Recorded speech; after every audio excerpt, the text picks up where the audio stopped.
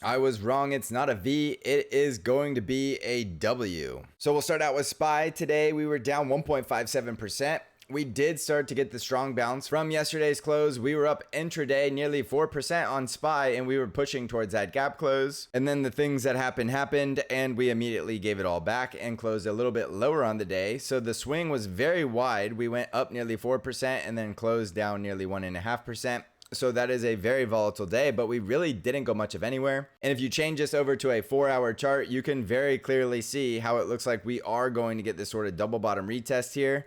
And then from that double bottom, if we rally again, it is going to look like a giant W instead of a V. Now, this is not something you should just be blindly assuming has to go lower. We are extremely oversold in this condition, and we have these two exhaustion gaps to the upside, which are very highly likely going to get filled. So do not fall for the trap that we have to go lower. So this is incredible buying pressure to keep it out of bear market territory, because if the sky was falling and everything was falling apart, we would have sliced right through that level and we would have never even had the bounce higher. So you have to remember, when bad news is barely breaking the previous lows in the stock market, you are more than likely already at the bottom. So do not rule out this possibility that we're just going to get a very powerful rally out of this low. And even though now it will be a W instead of a V, the idea has not changed that we're going higher towards SPY 536 while we're above 513. If you want to stay risk off below 513, that is completely fine, but above 513, you are looking for 536. If we can't hold above 513 and we continue lower and we break down through the bear market territory, that is down below 488, then you will be looking for 473. So pay attention to price. You have very clear levels above or below. If you want to stay risk off below 513, just simply sit in cash until we can see price back above it. But do keep in mind, this is going to be a very violent bounce once it happens, and it is going to happen very quickly.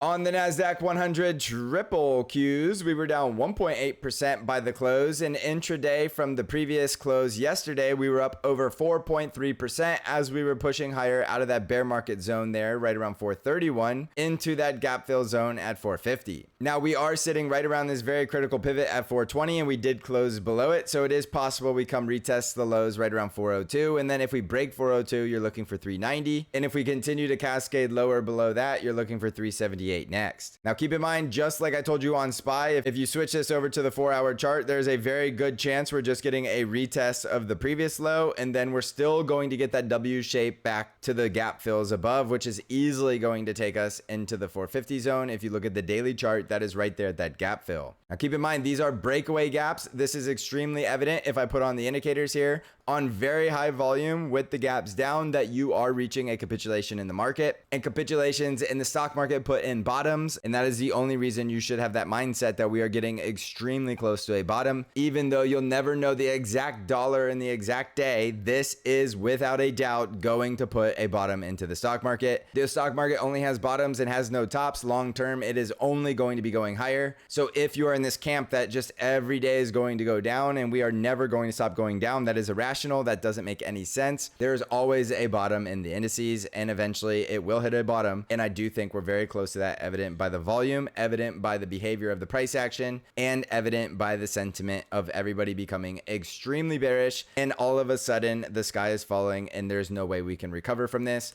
And that is the sentiment you are going to see at every single stock market bottom. So keep that in mind. Follow price. You have very clear price levels to pay attention to on both SPY and the triple Qs. If you want to stay risk off while we are below the key pivots, that is completely fine. But just keep in mind, if we get back above those, how quickly things are going to move to the upside. If you want to come trade with me, the best way to do that is TSC Trade Alerts, where you get the exact buy and sell alerts for all of my percent allocations for the T triple Q and the S triple Q. With this very volatile market, now is the best time to be a trader, and there are going to be massive opportunities to take advantage of from here. You can find out how to join by clicking on the link in the description of this video. So thank you for watching, everybody. Now go crush this market.